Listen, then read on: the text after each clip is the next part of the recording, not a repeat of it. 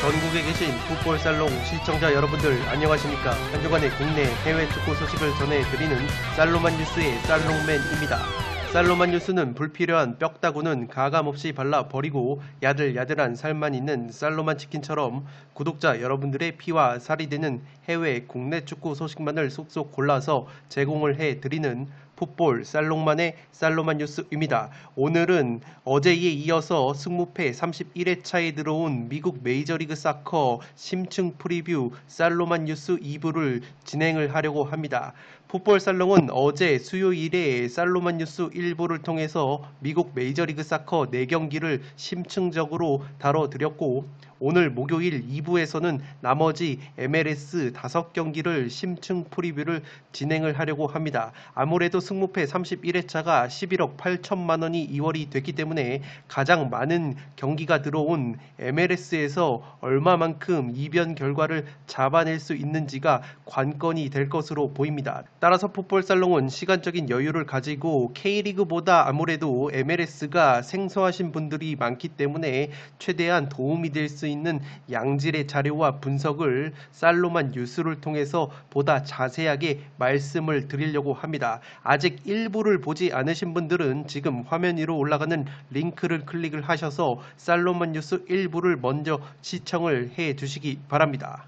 지금 보시는 프로토 적중 내역은 풋볼살롱이 수요일에 프로토 59회차에서 올림픽 축구와 챔피언스리그 2차 예선 경기를 조합을 해서 멤버십 회원 여러분들에게 공유를 드렸던 조합픽 적중 내역입니다. 풋볼살롱은 직접 구매를 한 프로토픽을 멤버십 회원 여러분들에게 공유를 드리고 있고, 한 폴이나 2폴더짜리 저배당 픽은 잘 구매를 하지 않습니다.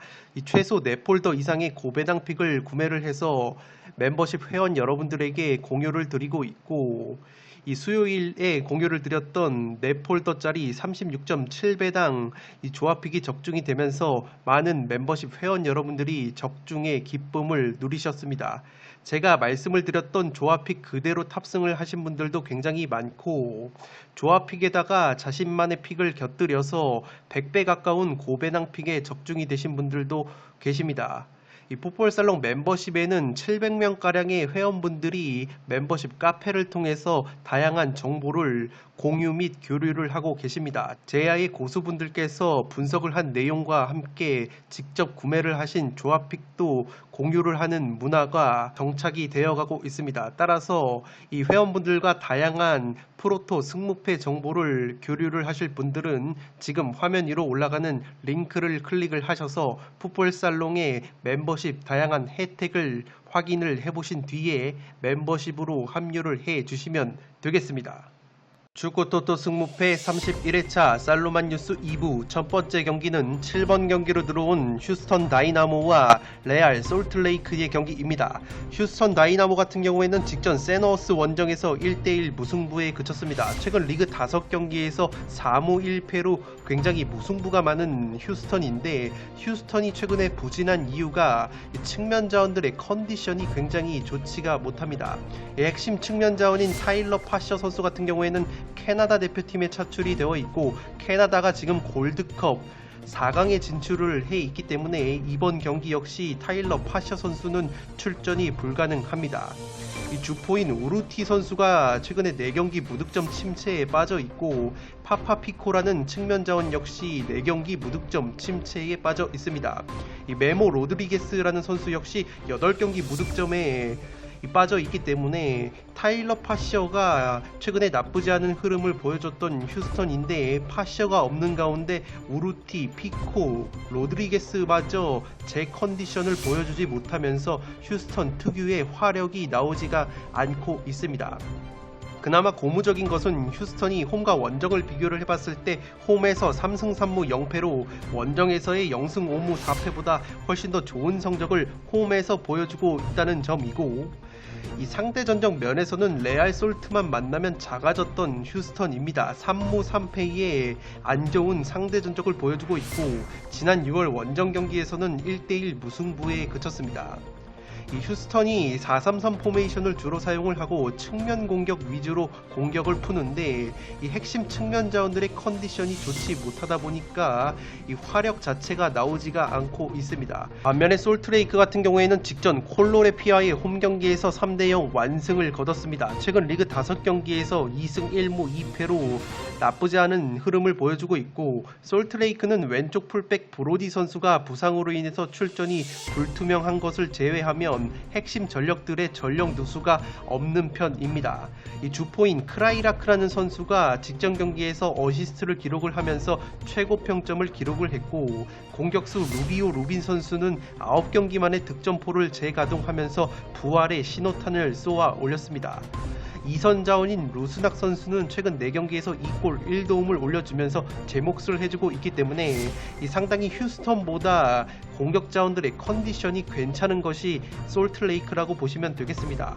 홈과 원정에서의 성적을 비교를 해보면 이 홈에서 더 좋은 모습을 보여주고 원정에서는 조금 성적이 떨어지는 것이 솔트레이크의 특징이라고 보시면 되겠습니다. 솔트레이크가 원정 경기에서는 홈 경기보다 확실히 무게중심을 내리면서 이 적극적인 경기 운영보다는 안정적인 경기 운영을 합니다. 휴스턴 같은 경우에는 전방 압박을 굉장히 빡세게 병행을 하는 팀이기 때문에 특히 홈 경기에서는 굉장히 적극적인 경기 운영을 해서 수비 뒷공간 노출이라는 약점이 있는데, 솔트레이크가 기본적으로 역습 공격이 굉장히 좋고 원정에서는 무게중심을 내리면서 이 상대팀의 수비 뒷공간을 노리는 효율적인 스루 패스나 역습 공격을 감행을 하기 때문에 구조적으로 솔트레이크가 좀 더 좋은 경기를 할 수 있지 않을까 싶습니다. 물론 휴스턴이 홈에서 올 시즌 패배가 없기 때문에 이 무승부도 염두에 두어야 하는 매치라고 보여지고, 최근에 휴스턴이 무자비 면모를 보여주고 있기 때문에 충분히 무승부가 나와도 이상하지 않은 경기이지 않나 싶습니다. 포토 오브 더 매치에서 소개해드릴 휴스턴의 두 선수입니다. 왼쪽이 우루티라는 주포 공격수이고 오른쪽은 타일러 파셔라는 측면 자원입니다. 이 우루티 선수가 휴스턴에서 6골을 넣어주면서 최다골을 넣고 있는데 최근 4경기째 득점이 없습니다. 그렇기 때문에 휴스턴은 이 우루티 선수가 살아나줘야지만 이 공격이 살아날 여지가 있고, 이 오른쪽에 타일러 파셔 선수가 그나마 휴스턴에서 최근에 좋은 컨디션을 보여줬는데, 이 파셔 선수는 지금 캐나다 대표팀에 차출이 되어서 골드컵을 치르고 있기 때문에 이번 경기에는 출전이 불가능합니다. 따라서 이 우루티 선수의 어깨가 상당히 무거울 것으로 보이고, 만약에 우루티 선수가 또다시 침묵을 한다면 최근에 주축 자원들의 컨디션이 나쁘지 않은 솔트레이크에게 덜미가 또다시 잡힐 수도 있는 매치이지 않나 싶습니다. 승무패 31회차 살로만유스 2부 두 번째 경기는 8번 경기로 들어온 스포켄자와 댈러스의 경기입니다. 이 캔자스 시티가 직전 CS 싸운 시애틀 원정에서 3대1 완승을 거뒀습니다. 최근 리그 5경기에서 4승 1무의 상승세를 타고 있는 것이 이 스포르팅 캔자스 시티인데, 이 댈러스만 만나면 상당히 작아지는 것이 스포켄자입니다. 1승 1무 4패로 최근 5경기 1무 4패 열세에 빠져있는 것이 댈러스와의 상대 전적입니다. 이 미국 MLS 같은 경우에는 특히 상대 전적이 굉장히 중요하게 작용을 하는 이 리그로 개인적으로는 생각을 하기 때문에 이 상대 전적에서 굉장히 밀리는 것이 이 리스크라고 보시면 되겠습니다. 스포켄자가 주축 자원들 몇몇이 지금 대표팀 차출로 빠져 있습니다. 공격수 폴리도 선수가 멕시코 대표팀에 차출이 되어 있고, 이 미드필더 부시오 선수는 미국 대표팀에 차출이 되어 있습니다. 있습니다. 멕시코와 미국이 지금 골드컵 4강에 올라가 있기 때문에 이 두 선수는 댈러스전의 출전이 불가능합니다. 에르난데스라는 미드필더는 개인 사유로 인해서 결장을 하고 있기 때문에 이 전력 누수가 있는 것이 스포켄자입니다. 다만 그래도 핵심 공격 자원인 살로이 선수가 최근 4경기에서 5골 1도움으로 맹활약을 하고 있기 때문에 핵심 자원들이 없는 가운데 살로이 선수의 발끝에 기대를 걸어야 하는 스포켄자라고 보시면 되겠습니다. 홈과 원정 성적을 비교를 해봤을 때 홈에서 5승 3무 0패로 패배가 없는 것이 스포켄자이고 원정에서는 4승 0무 3패로 패배가 조금 있는 것이 스포켄자이기 때문에 확실히 스포켄자는 홈에서 훨씬 더 좋은 모습을 보여주는 팀이라는 것을 체크해 주시기 바랍니다. 기본적으로 점유율을 높게 가져가고 적극적인 전방 압박을 펼칩니다. 특히 홈에서만큼은 홈팬들 앞에서 굉장히 전방 압박도 빡세게 하면서 주도권을 가져가는 경기를 펼치는 것을 골자로 하기 때문에 이번 댈러스전에서도 굉장히 적극적인 경기 운영을 할 것으로 보입니다.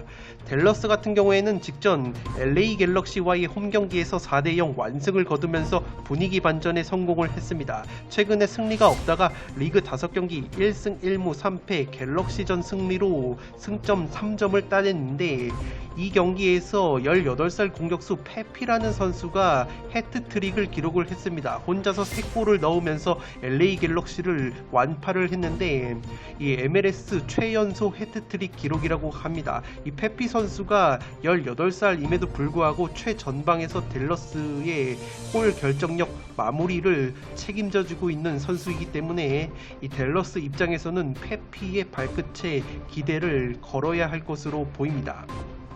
댈러스로서는 핵심 미드필더 아코스타 선수가 최근에 온두라스 대표팀에 차출이 되어 있었는데 온두라스가 골드컵에서 탈락을 했기 때문에 아코스타 선수의 출전 가능성이 있어 보입니다. 골드컵이 미국에서 치러지고 있기 때문에 이 이동 거리가 그렇게까지 멀지 않기 때문에 충분히 아코스타 선수가 돌아올 가능성이 있어 보입니다.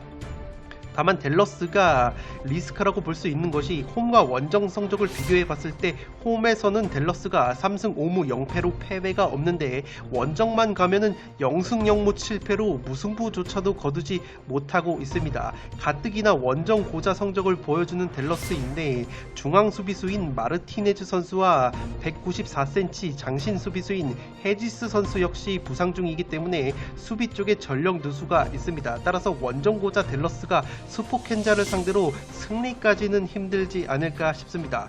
댈러스 역시 스포켄자 못지않게 점유율을 많이 가져가는 팀인데 아무래도 원정 경기에서는 홈 경기보다는 무게중심을 내리면서 안정적인 경기 운영을 합니다. 그렇기 때문에 상대 전적에서 압도적인 우위를 보이는 댈러스가 최근에 절정의 골 결정력을 보여주고 있는 페피를 앞세워서 수비 뒷공간을 허무는 역습을 감행을 한다면 스포켄자가 무리해서 덤벼든다면 의외로 일격을 맞을 수도 있는 경기이지 않나 싶습니다.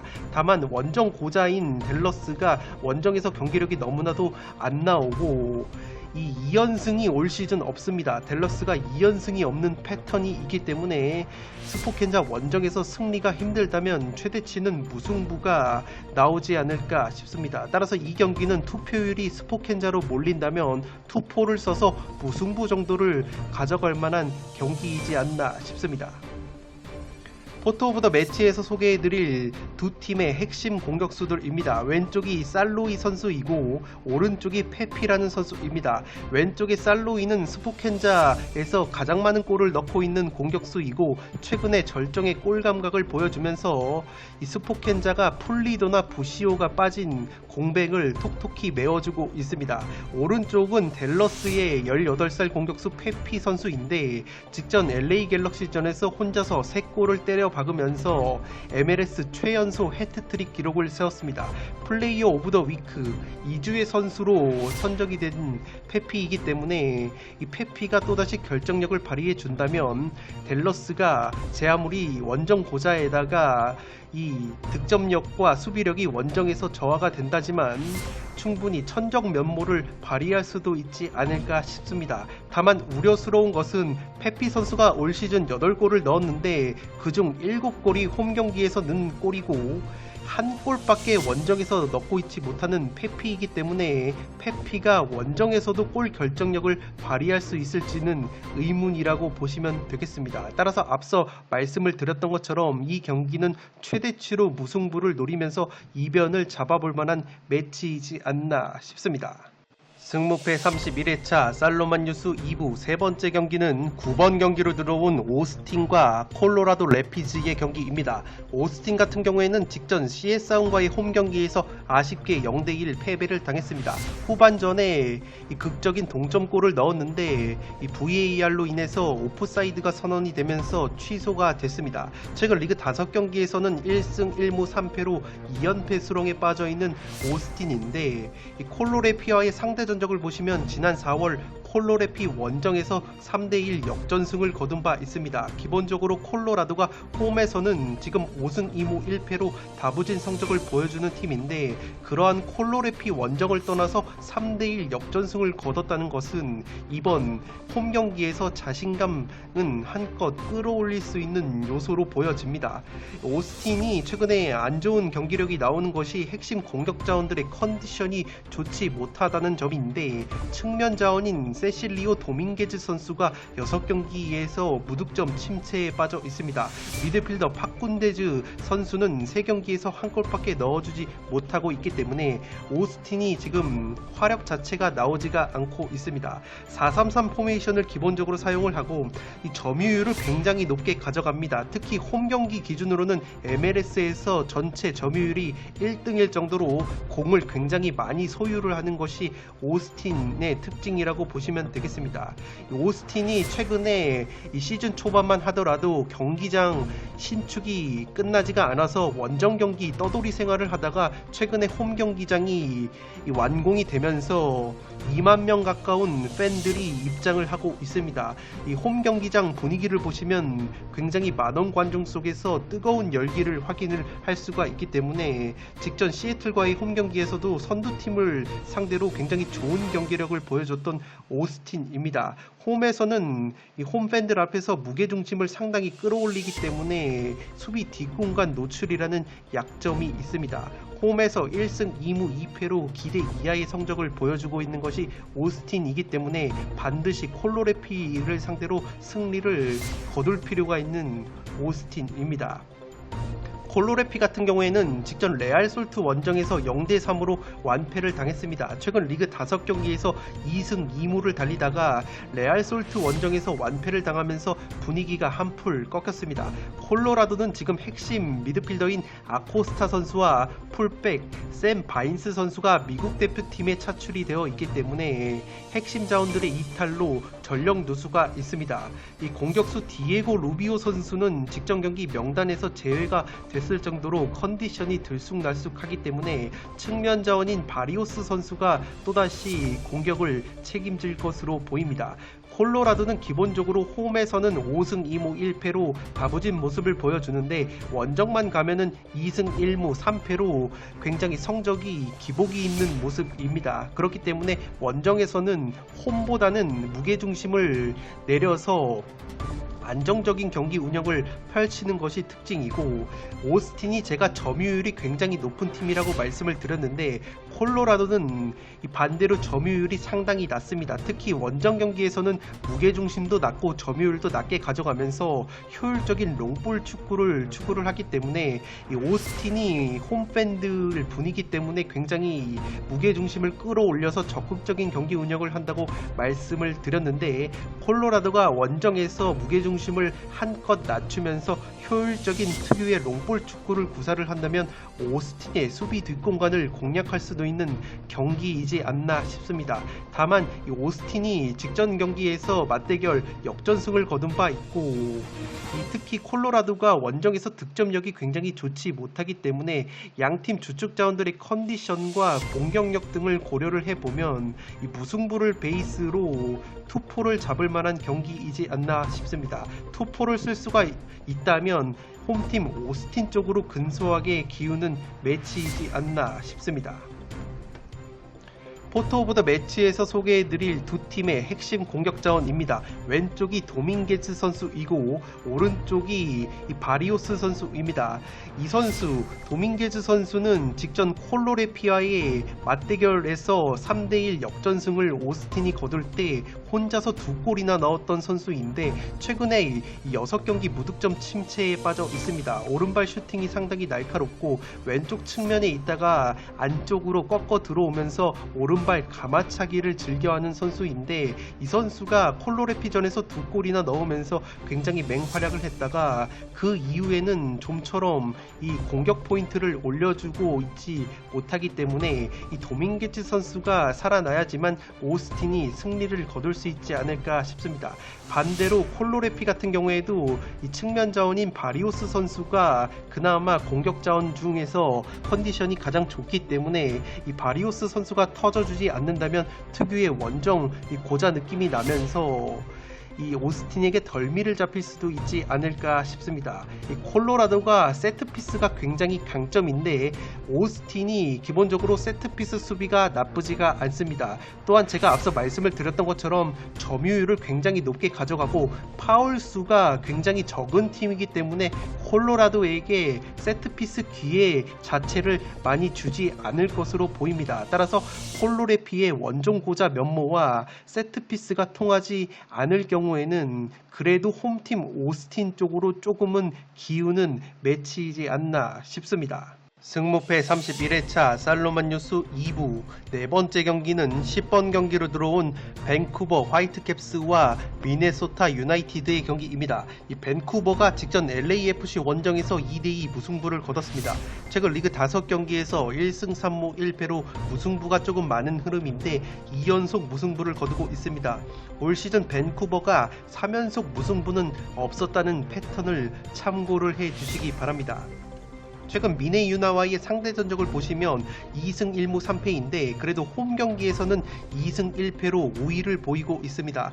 지난 5월 원정 경기에서는 0대1로 패배를 당한 바 있는 밴쿠버이고 밴쿠버가 최근에 공격 원투펀치라고 할 수 있는 다오메 선수와 카이세도 선수의 컨디션이 나쁘지가 않습니다. 다오메 선수는 3경기에서 2골을 넣어주고 있고 카이세도 선수 역시 3경기 2골을 넣어주면서 제 몫을 해주고 있습니다. 밴쿠버가 지금 골키퍼 크레포 선수와 공격수 카발리니 선수가 캐나다 대표팀에 차출이 되어 있기 때문에 이 공수에 걸쳐서 전력 누수가 조금은 있습니다.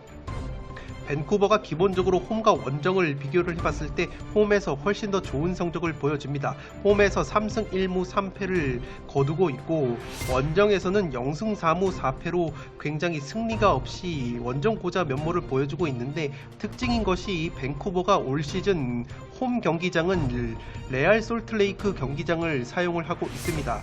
코로나19 여파로 인해서 지금 자신들의 홈구장을 사용을 하고 있지 못하기 때문에 홈 경기를 치르더라도 열렬한 홈팬들의 응원은 조금은 떨어질 수 있다는 점을 체크를 해 주시기 바랍니다.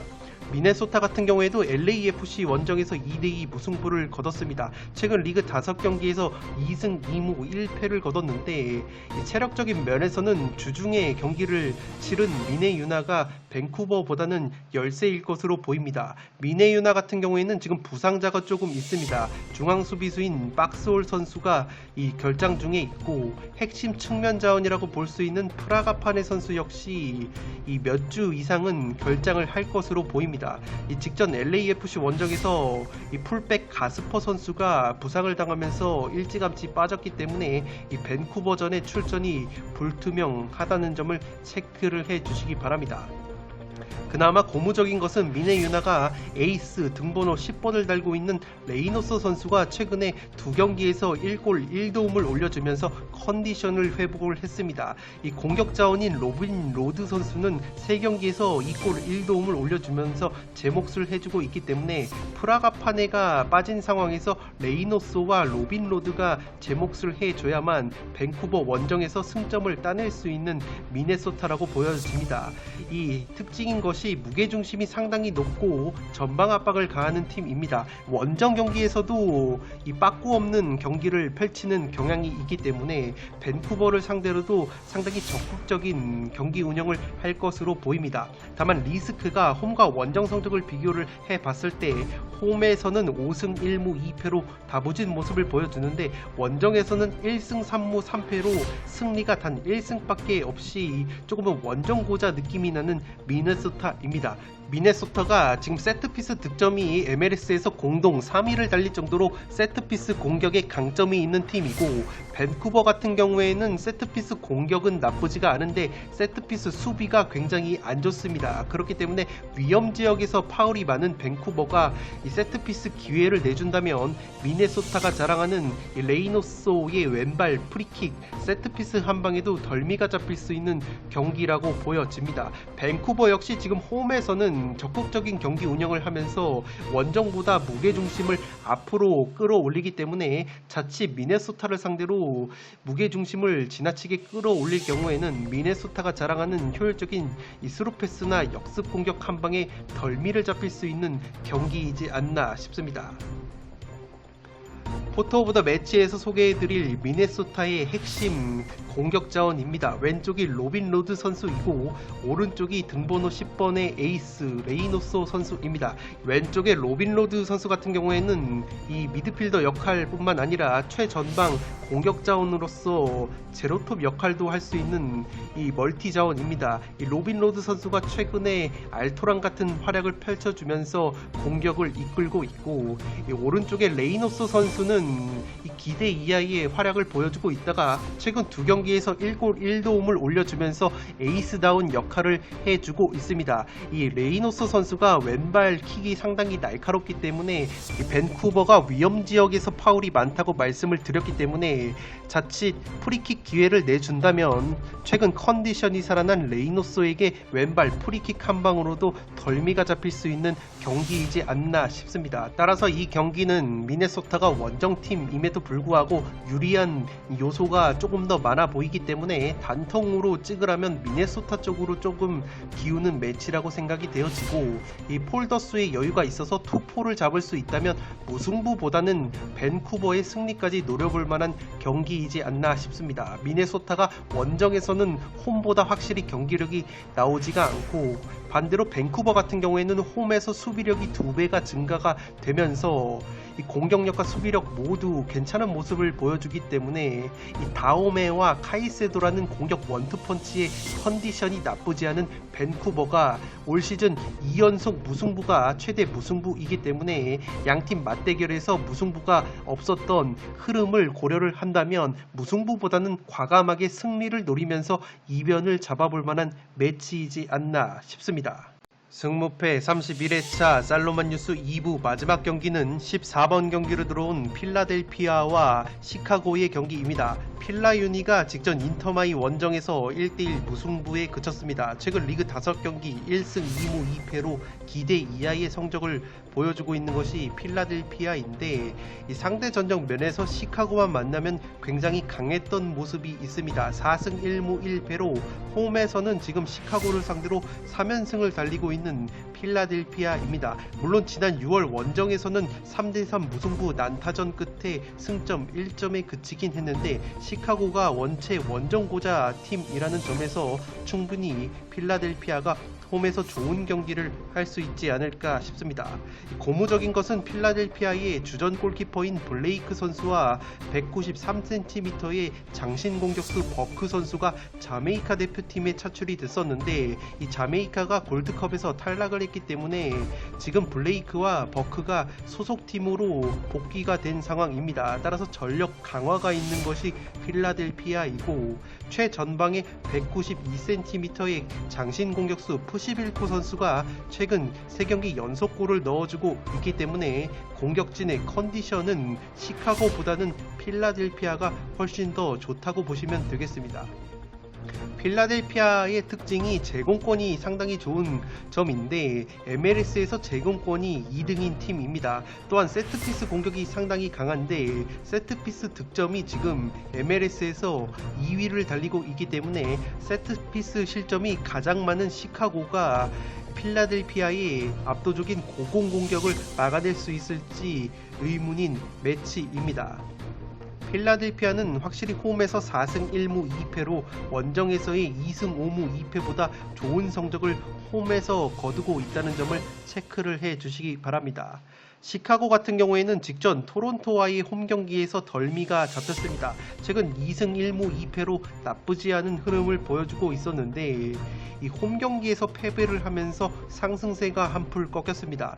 그나마 다행인 것은 중앙 수비수 칼보 선수가 코스타리카 대표팀에서 돌아올 가능성이 있기 때문에 수비 쪽에 전력 강화가 있을 것으로 보입니다. 다만 우려스러운 것은 이 시카고가 필라델피아 못지않게 제공권이 좋은 팀입니다. MLS에서 제공권이 3위를 달리는 팀이고 필라델피아와 마찬가지로 세트피스 공격의 강점이 있는데 의외로 세트피스 실점이 상당히 많습니다. 세트피스 실점이 9골로 MLS에서 가장 많은 팀이기 때문에 이 필라델피아의 세트피스 공격이 먹힐 가능성이 있어 보이고 시카고가 최전방의 공격수 베리치 선수가 3경기 무득점 침체에 빠져 있기 때문에 또다시 플레이메이커 알바로 메드란에게 의존을 할 것으로 보입니다. 그나마 메드란 선수가 직전 경기에서 시즌 첫 골을 넣으면서 발끝 감각을 한껏 끌어올렸기 때문에 기대를 걸어볼 만한 요소이지 않나 싶습니다. 홈에서 3승 3무 4패로 다부진 모습을 보여주는 시카고이지만 원정만 가면은 0승 0무 5패로 원정 보자 경기력이 나오는 것이 시카고입니다. 포토 오브 더 매치에서 소개해드릴 사진은 왼쪽이 블레이크라는 필라델피아의 주전 골키퍼입니다. 이 선수와 이 공격수 버크 선수가 자메이카 대표팀에 차출이 돼서 골드컵을 치렀는데 자메이카가 탈락이 되면서 이 블레이크와 버크가 필라델피아로 돌아왔기 때문에 이 공수에 걸쳐서 전력 강화가 있는 것이 필라델피아입니다. 따라서 홈에서 이 다부진 성적을 보여주는 필라델피아가 세트피스 수비에 약점이 있는 시카고를 상대로 특유의 세트피스를 앞세운다면 충분히 승리를 가져갈 수 있는 경기라고 보여집니다. 네, 이것으로 승무패 31회차에 들어온 미국 메이저리그 사커 9경기 심층 프리뷰를 모두 마치도록 하겠습니다. 풋볼 살롱은 내일 금요일 현미경 분석 1부와 2부를 통해서 11억 8천만 원이 이월된 승무패 31회차 최종 픽 분석을 들고 오도록 하겠습니다. 끝으로 영상이 도움이 되신 분들은 좋아요와 구독 버튼을 눌러주시면 풋볼살롱 채널에 크나큰 힘이 됩니다. 구독 버튼 옆에 종 모양의 알림 설정을 해주시면 그 누구보다 빠르게 양질의 축구 승무패 프로토 관련 컨텐츠를 만나보실 수 있습니다. 지금까지 풋볼살롱이었습니다. 감사합니다.